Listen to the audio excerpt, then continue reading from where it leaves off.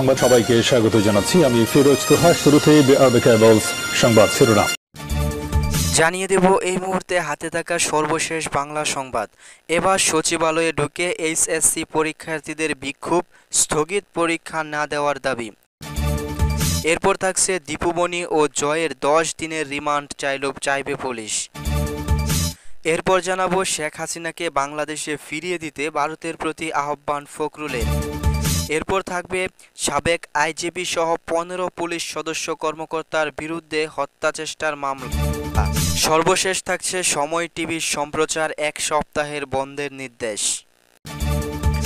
এতক্ষণ শুনছিলেন সংবাদ শিরোনাম, এবার চলে যাব বিস্তারিত সংবাদে। এবার সচিবালয়ে ঢুকে এইচএসসি পরীক্ষার্থীদের বিক্ষোভ, স্থগিত পরীক্ষা না দেওয়ার দাবি শিক্ষার্থীদের। স্থগিত এইচএসসি পরীক্ষার সামনের পরীক্ষা আর দিতে চায় না পরীক্ষার্থীরা।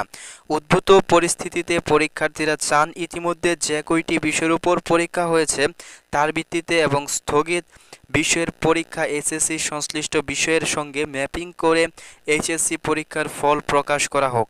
মঙ্গলবার দুপুর 2টায় তারা মিছিল নিয়ে কয়েকশো শিক্ষার্থী সচিবালয়ের 5 নম্বর ফটক দিয়ে ভেতরে প্রবেশ করেন। এমন সময় রিকশায় মাইক বেঁধে নিয়ে এসেছে, তাতে বিভিন্ন রকম দাবি জানানোর কথা বলা হচ্ছিল। শিক্ষার্থীদের একটি দল ভেতরে প্রবেশ করার পর জিপিও এবং পল্টনের মাঝামাঝি মুক্তাঙ্গনের প্রবেশের একটা ফটকটি বন্ধ করে দেওয়া হয়। পরে তারা 6 নম্বর ভবনের সামনে অবস্থান নিয়েছিল। এক পর্যায়ে সেখানে বসে পড়েন শিক্ষার্থীরা। তারা সেখানে আমাদের দাবি মানতে হবে, আমাদের দাবি মানতে হবে, দাবি হালকাভাবে নিলে গদি চলে যাবে, আমাদের ভাই হাসপাতালে, আমরা কেন পরীক্ষার হলে, এমন মিছিল তোলে। এমন পরিস্থিতিতে পরীক্ষা না হওয়ার ঘোষণা দিয়েছে সরকার কর্তৃপক্ষ, চেয়ে নিয়েছে আরও 2 দিন সময়। এরপর থাকছে দীপুমণি ও জয়ের 10 দিনের রিমান্ড চাইবে পুলিশ। আওয়ামী লীগের কেন্দ্রীয় কমিটির যুগ্ম সাধারণ সম্পাদক সাবেক মন্ত্রী দীপুমণি এবং সাবেক ক্রীড়া উপমন্ত্রী আরিফ খান জয়কে হত্যা মামলায় গ্রেপ্তার করেছে ঢাকা মহানগর পুলিশ ডিএমপি। সোমবার রাজধানীর পৃথক স্থান থেকে তাদের গ্রেপ্তার করে রাতেই ঢাকা মহানগর পুলিশ গোয়েন্দা ডিবি কার্যালয়ে আনা হয়। মঙ্গলবার তাদের 10 দিনের রিমান্ড চেয়ে আদালতে সোপর্দ করবে পুলিশ। মোহাম্মদপুর থানার পরিদর্শক তোফাজ্জল হোসেন এ তথ্য নিশ্চিত করেছেন। তিনি গণমাধ্যমকে বলেন, মোহাম্মদপুর থানায় দায়ের করা একটা হত্যা মামলায় সাবেক শিক্ষামন্ত্রী দীপুমণি এবং সাবেক ক্রীড়া উপমন্ত্রী আরিফ খান জয়কে ঢাকা মহানগর আদালতে সোপর্দ করা হবে। দুজনেরই ডিবি হেফাজতে জিজ্ঞাসাবাদের জন্য 10 দিন করে রিমান্ড চাওয়া হবে।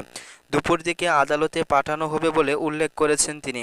রাতে সাবেক মন্ত্রী দীপুমণিকে রাজধানীর গুলশানের বাড়িধরা ডিওএইচ এলাকা থেকে গ্রেপ্তার করে ডিবি গুলশান বিভাগের একটি দল এবং তার বিরুদ্ধে ঢাকা চাঁদপুর মামলা রয়েছে। রাতেই তাকে মোহাম্মদপুর থানায় একটা হত্যা মামলায় গ্রেপ্তার দেখানো হয়।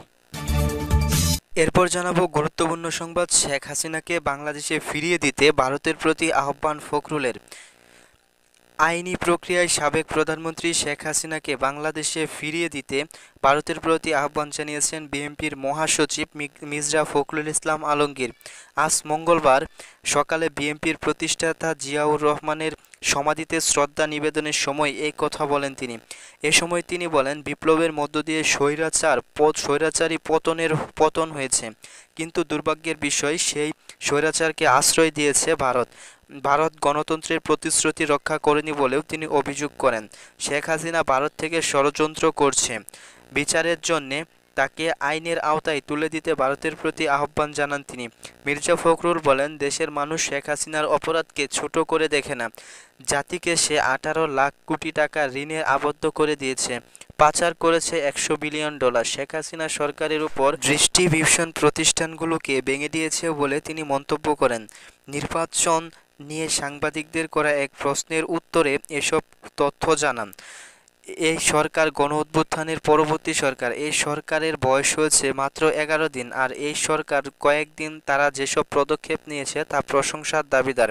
সব জায়গা থেকে জঞ্জাল দূর করতে হবে, তাদের কাজ সব ঠিক প্রতিনিধির হাতে ক্ষমতা তুলে দেওয়া, একটা পূর্ণ এবং সুস্থ সুন্দর নির্বাচন করার জন্যেও সময় দরকার বলে জানান তিনি। এরপর থাকছে সাবেক আইজিপি সহ 15 পুলিশ কর্মকর্তার বিরুদ্ধে হত্যাচেষ্টার মামলা। পুলিশের সাবেক পরিদর্শক চৌধুরী আবদুল্লাহ আল মামুন সহ 15 পুলিশ কর্মকর্তার বিরুদ্ধে মারধর ও হত্যাচেষ্টার অভিযোগ এনে ঢাকার আদালতে মামলা করেছে বিএনপিপন্থী আইনজীবী। মঙ্গলবার ভুক্তভোগী আইনজীবী হান্নান ভূঁইয়া ঢাকার মেট্রোপলিটন ম্যাজিস্ট্রেট সাইফুল ইসলামের আদালতে মামলার আবেদন করেন। কোতোয়ালী থানার পুলিশকে বদির জবানবন্দি নিয়ে অভিযোগটি এজাহার হিসেবে গ্রহণ করতে নির্দেশ দিয়েছে আদালত।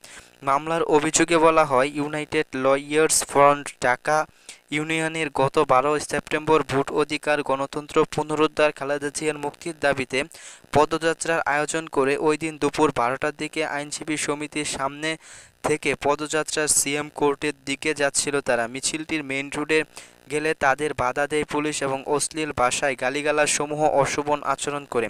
পদযাত্রার সামনে থাকা নারী আইনজীবীরাও এ কারণ জানতে চাইলে জিন্স প্যান্ট ও গেঞ্জি পরিহিত লোকগুলো তাদের বেধড়ক মারধর করে।